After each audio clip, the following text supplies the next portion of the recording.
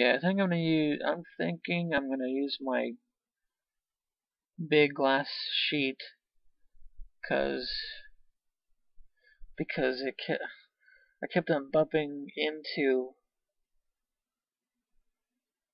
the board and into the plexiglass, and I kept on shifting around. Yeah, I think I'm gonna just get rid of the board and the plexiglass and just use my thick glass sheet.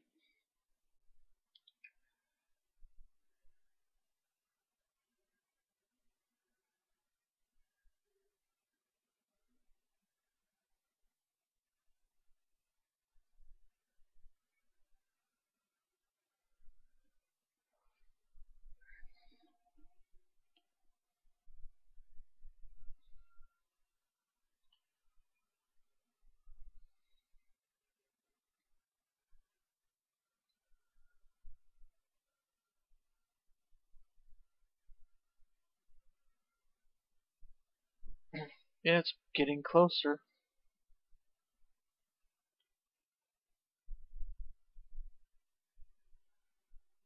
Or I think I'm done with the loop tool at this point.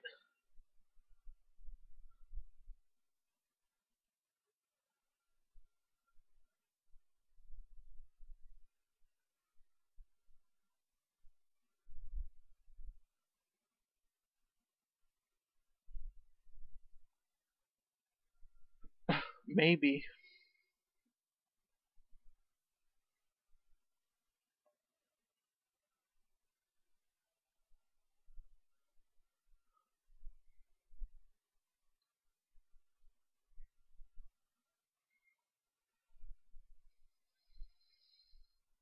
I think that where I'm at right now,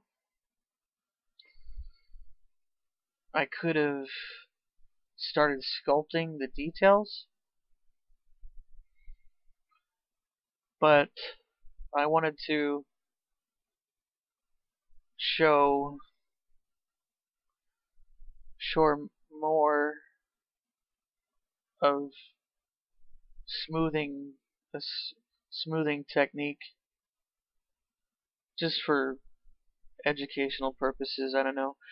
And this is a loop tool that I made. It's more of a rake.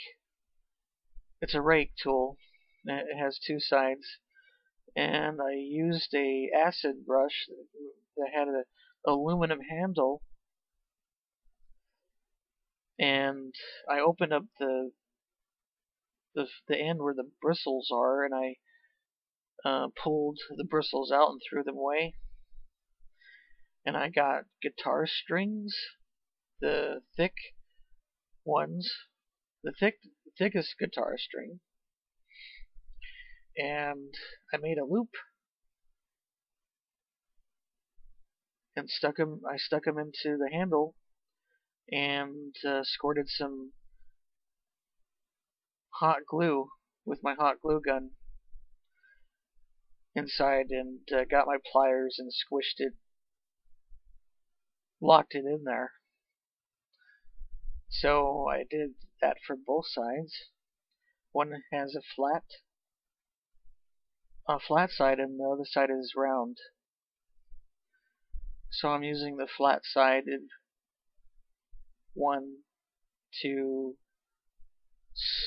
rake and get a smoother surface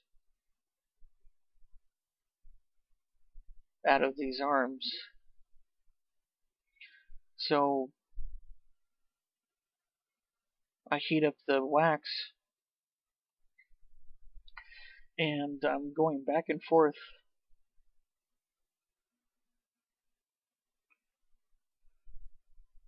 and rake.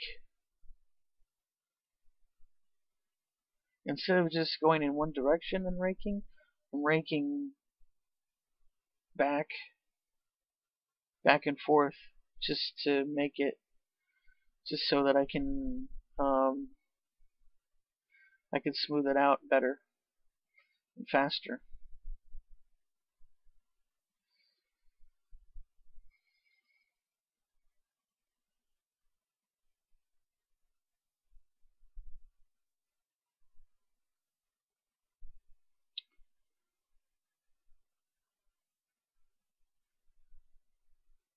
Now, this won't make it perfectly smooth. I mean, it still comes out with an irregular surface, but it gets it that much closer for it to be smooth.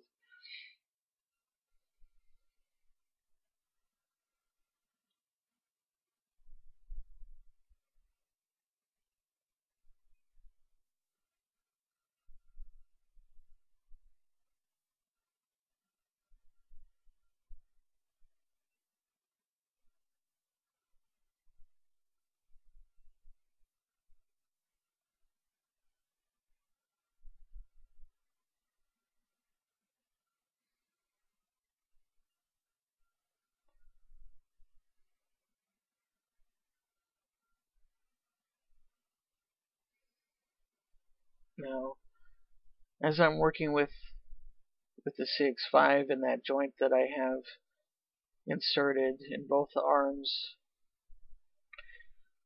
the more that I work with it, the looser the joint gets.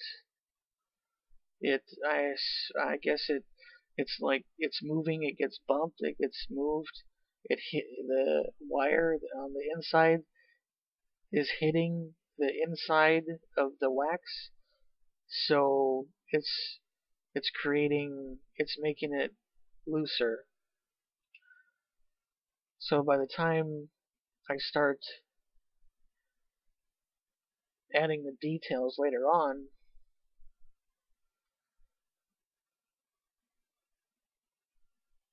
the arms start to twist slightly. It doesn't twist completely all the way around, but it twists. It starts to twist later on, and you'll see that in the later video, later on in the video, or in other videos.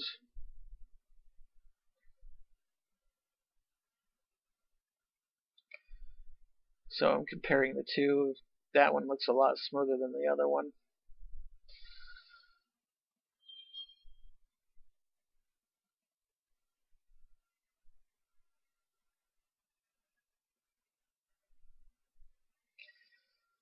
Oh yes, and I heat up the guitar string every once in a while. I guess I try not to do that too much, because these the guitar strings, I notice, tend to break after using them for a while. They break especially in the part where it connects with the handle, because it's moving. I'm moving it back and forth, and it's causing a lot of strain, bending at that point. And then, when you bend wire back and forth for so many times, it'll become brittle and it'll just snap. And I noticed that later on that it felt really loose, like it didn't have a lot of tension. And then and I think it was this one that broke eventually. So I looked at it and closely, and I moved it around, and it was wiggling really loosely. And then I pulled it out, and it just popped. It just broke.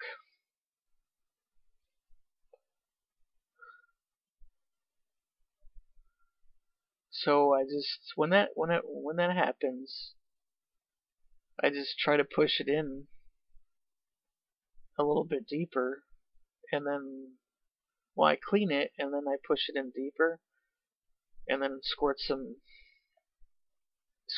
hot glue inside of it, and just crimp it with the pliers, and it should be able to continue. But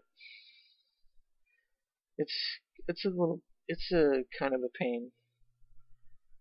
I'm trying to figure out a solution for that because I think I broke like three loops so far. I also made loops with smaller gauged guitar string just so that I can get into smaller details and so I can so so I can make a smaller rake. Maybe this I was thinking, well, I'll probably be able to smooth it out better. I guess it does.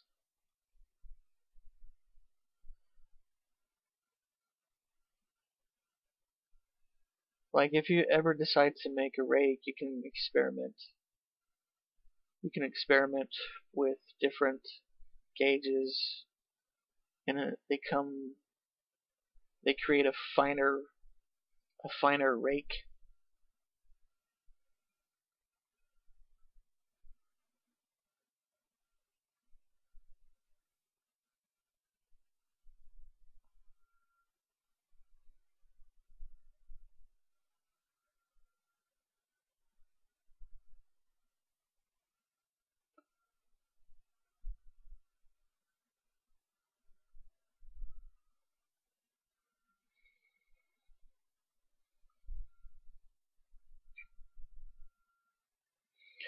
And then once after you rake it, you just pass it over the flame, and it will shine it up pretty good.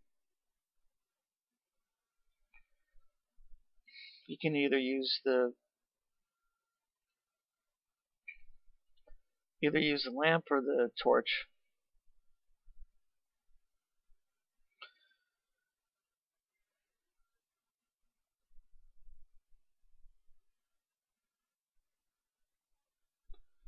So those looks about an okay size.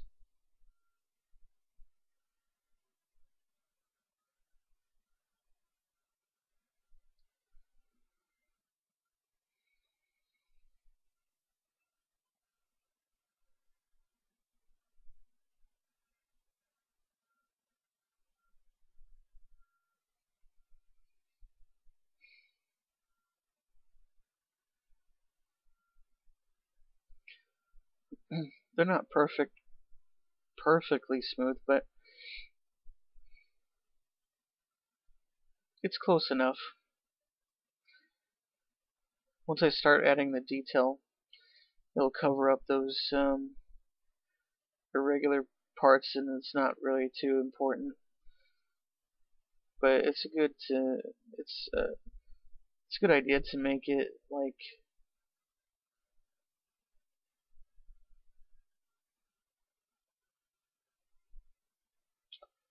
well, I guess one of the forearms wasn't long enough. So this is how you weld CX5 together. You can heat up one part, heat up the other part, and then push them together.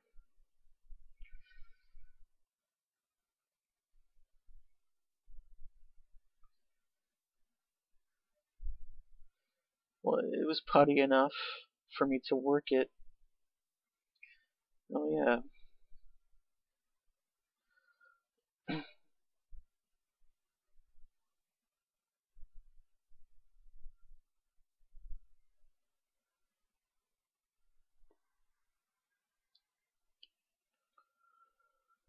I might start raking the forearms now. I don't remember if I did.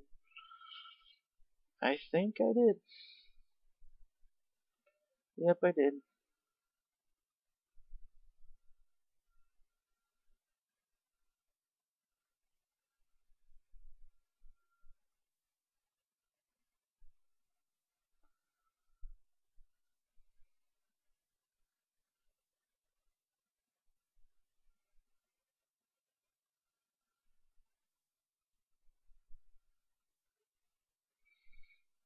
I'm not even sure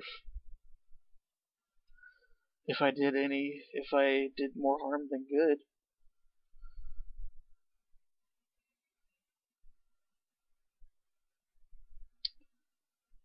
Well, I said before, this is probably a unnecessary step, but um,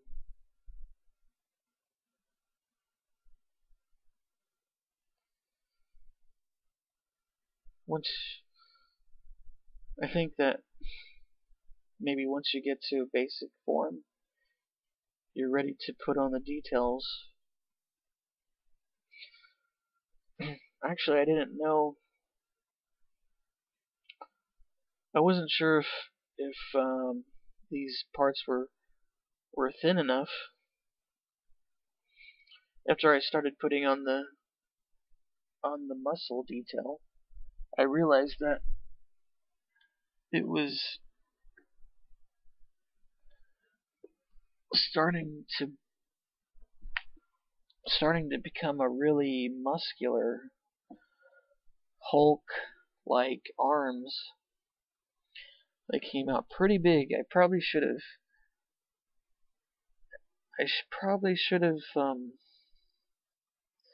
shaved these parts down a bit more, but um, it was all right. Like I didn't plan it out for anything specific. I knew that I wanted superhero type arms, so I guess it came out all right. But once you get on in the video, you'll see that they're pretty muscular.